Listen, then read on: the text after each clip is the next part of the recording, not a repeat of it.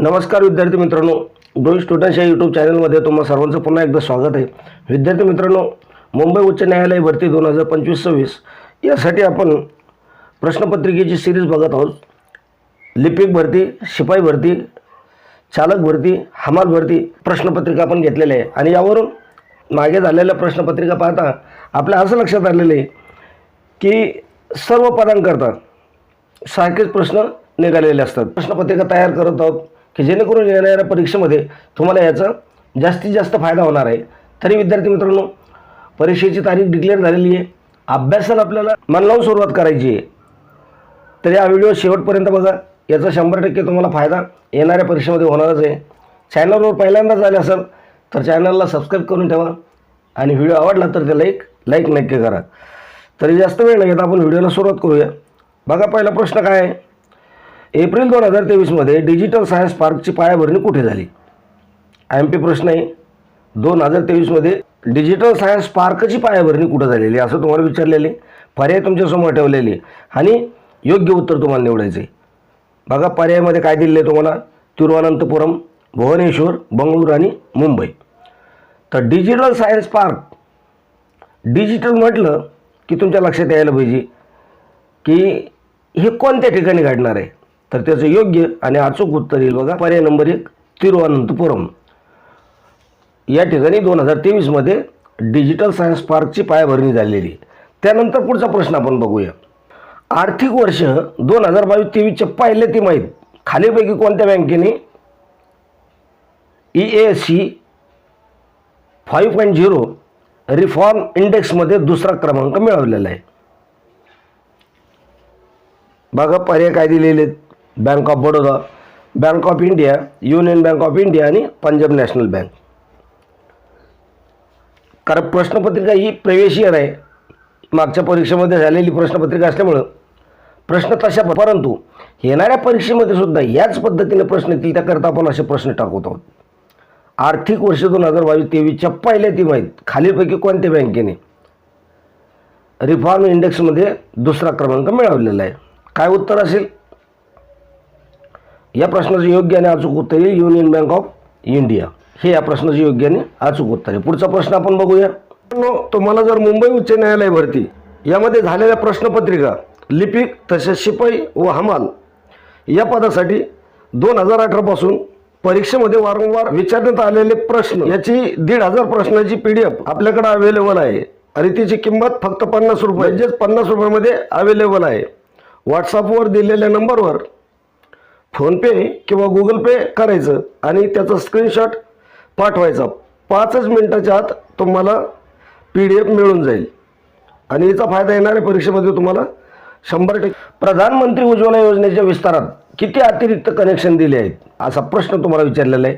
पर्यायामध्ये तुम्हाला दिलेलं आहे 85 लाख, 25 लाख, 50 लाख, 75 लाख. विद्यार्थी मित्रांनो, प्रश्नपत्रिका आपण ऑनलाईनर पद्धतीने पाहत आहोत. त्याकरता त्यामध्ये आपण कुठलंही विश्लेषण टाकलेलं नाही आहे की जेणेकरून तुमचा अभ्यास आणि तुमचं रिव्हिजन लवकरात लवकर व्हावं. यासाठी आपण फक्त उत्तर तुम्हाला सांगत आहोत. प्रधानमंत्री उज्ज्वला योजनेच्या विस्तारात किती अतिरिक्त कनेक्शन दिले आहेत? किती अतिरिक्त कनेक्शन दिले गेलेले?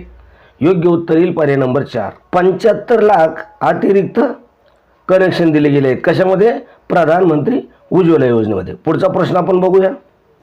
अश्वमेध हा यज्ञ राजे करत असत, त्याचा अर्थ डॅडचे बलिदान देणे. कशाचं बलिदान देणे? घोड्याचं, कुत्र्याचं, बैल, गाय. काय उत्तर असेल? आता अश्व हे शब्दांना लक्षात यायला पाहिजे. अश्व म्हणजे काय आणि अश्वमेध हा यज्ञ राजे करत होते. मग त्यामध्ये कशाचं, याचा अर्थ काय आहे? पर्याय नंबर 1 हे या प्रश्नाचं योग्य उत्तर येईल. अश्वमेध हा यज्ञ राजे करत असत, त्याचा अर्थ असा होतो की घोड्याचे बलिदान देणे. पुढचा प्रश्न आपण बघूया. त्रिपिटक संदर्भात खालीलपैकी काय योग्यरित्या जुळते? त्रिपिटक जे लिहिलेले तुम्हाला त्याच्या संदर्भात योग्यरित्या काय जुळतं बघा. याच्यावर बरेचसे प्रश्न आपण मागच्या प्रश्नपत्रिकेमध्ये सुद्धा घेतलेले आहे. आता या ठिकाणी एक संदर्भ दिलेले सुतपिटक, याच्यामध्ये काय नियम आणि अटी याचा समाविष्ट आहे. आणि त्यानंतर जे विनय पिटक आहे याच्यामध्ये काय बुद्धाच्या शिकवणीचा समाविष्ट आहे. 2 संदर्भ तुम्हाला दिले. योग्य उत्तर तुम्हाला निवडायचे.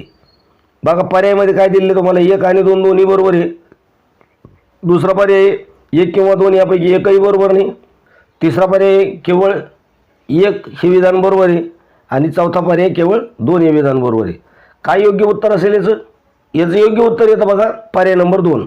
एक आणि दोन यापैकी एकही योग्य नाही आहे. मग योग्य काय होतं हे आपण बघूया.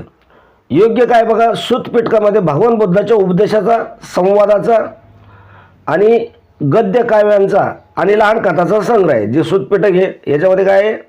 उपदेश, संवाद आणि लहान कथाचा संग्रह आहे. नियम आणि अटी नाही आहेत. आणि विनयपिटक काय येतं?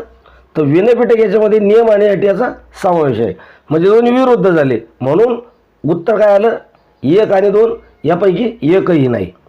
पुढचा प्रश्न आपण बघूया. आशियाई क्रीडा स्पर्धेत भारताचा पहिला सुवर्णपदक विजेता खालीलपैकी कोण आहे? ज्या आशियाई क्रीडा झालेल्या आहे या स्पर्धेमध्ये भारताचा पहिला सुवर्णपदक विजेता कोण आहे? बघा पर्याय तुम्हाला दिलेले: रोशन मिस्त्री, मिल्खा सिंग, सचिन नाग आणि पी.टी. उषा. तर याचं योग्य उत्तर येतं बघा पर्याय नंबर 3, सचिन नाग.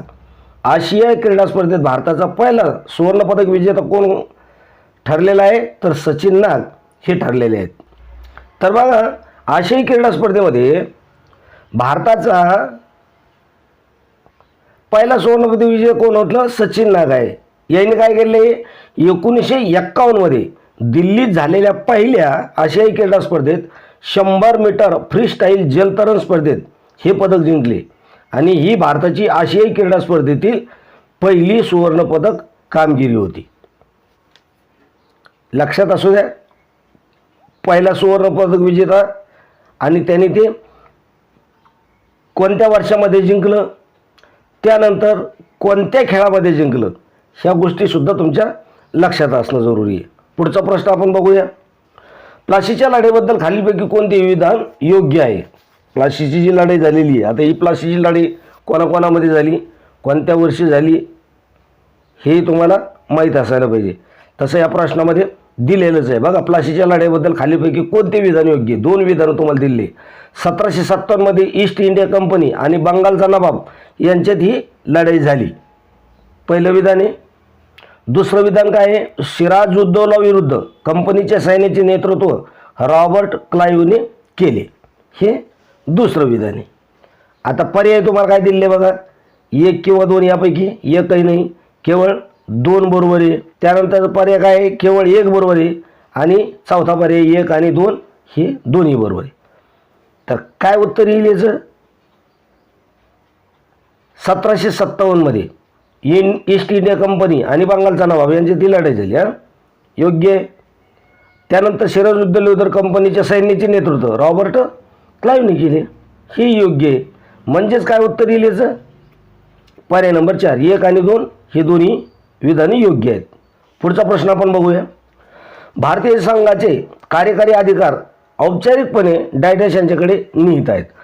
भारतीय संघाचे कार्यकारी अधिकार औपचारिकरित्या कोणाकडे निहित आहे? बघा मंत्रिपरिषद, राष्ट्रपती, पंतप्रधान, उपाध्यक्ष.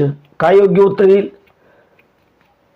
औपचारिकपणे राष्ट्रपती यांच्याकडे निहित आहेत. म्हणजेच पर्याय नंबर 2 हे या प्रश्नाचं योग्य उत्तर आहे. पुढचा प्रश्न आपण बघूया. खालीलपैकी काय भारतीय हवामान नियंत्रित करते? कोणता घटक आहे की तो भारतीय हवामान नियंत्रित करतो? असा प्रश्न तुम्हाला विचारलेला आहे. 2 विधानं तुम्हाला दिलेली. योग्य उत्तर तुम्हाला द्यायचं काय बघा, दाब आणि पृष्ठभागावरील वारे, त्यानंतर उच्चस्तरीय वायू अभिसरण. काय भारतीय हवामान नियंत्रित करतो या 2 पैकी? 1 किंवा 2 यापैकी एकही नाही, केवळ 2 बरोबर, केवळ 1 बरोबर, 1 आणि 2 हे दोन्ही बरोबर आहे. हवामान नियंत्रित करणारा घटक कोणता आहे? दाब आणि पृष्ठभागावरील वारे आणि उच्चस्तरीय वायू अभिसरण. काय उत्तर येईल याचं? याचं योग्य आणि अचूक उत्तर आहे बघा 1 आणि 2 हे दोन्ही, म्हणजेच पर्याय नंबर 4 हे या प्रश्नाचं योग्य आणि अचूक उत्तर आहे. पुढचा प्रश्न आपण बघूया. खालीलपैकी कोणते जिम्नोस्पर्मचे उदाहरण आहे? जिम्नोस्पर्मचं उदाहरण म्हणजे अनावृत्त बीजाचं उदाहरण कोणतं आहे असं तुम्हाला विचारलेलं आहे. ओल्फिया आणि निलगिरी 2 विधान आहे. यापैकी जिम्नोस्पर्मचे उदाहरण काय येईल? बघा केवळ 1 बरोबर, केवळ 2 बरोबर, 1 आणि 2 दोन्ही बरोबर आणि 1 आणि 2 यापैकी एकही नाही. तर मी तुम्हाला अनावर्त बीजाबद्दल मागच्या व्हिडिओमध्ये सांगितलेले, सविस्तर सांगितलेले. तर मग कोणतं उदाहरण येईल याचं योग्य आणि अचूक उत्तर येईल बघा काय, 1 आणि 2 यापैकी एकही नाही, म्हणजे ओल्फियाही नाही आणि निलगिरीही नाही. पुढचा प्रश्न बघूया. पुढचा प्रश्न बघण्याअगोदर विद्यार्थी मित्रांनो, मी तुम्हाला एक रिक्वेस्ट करतो की अजूनपर्यंत तुम्ही जर आपल्या ग्रोइंग स्टुडंट्स या यूट्यूब चॅनलला सबस्क्राईब केलं नसेल तर लगेच सबस्क्राईब करून घ्या, कारण अशाच प्रकारचे महत्त्वाचे अपडेट्स आपल्या चॅनलच्या माध्यमातून तुमच्यापर्यंत पोहोचले जातात. तसंच व्हिडिओ आवडला असेल तर त्याला एक लाईक नक्की करा. कसा वाटला हे कमेंट करून नक्की कळवा. जेही प्रश्न असतील ते कमेंटमध्ये कळवत चला. ग्रोइंग स्टुडंट्स या यूट्यूब चॅनलमध्ये सहभागी व्हा. तर आजच्या व्हिडिओमध्ये आपण याच ठिकाणी थांबूया. भेटूया अशी महत्त्वाची अपडेट घेऊन पुढच्या व्हिडिओमध्ये. तोपर्यंत जय हिंद, जय महाराष्ट्र. धन्यवाद मित्रांनो.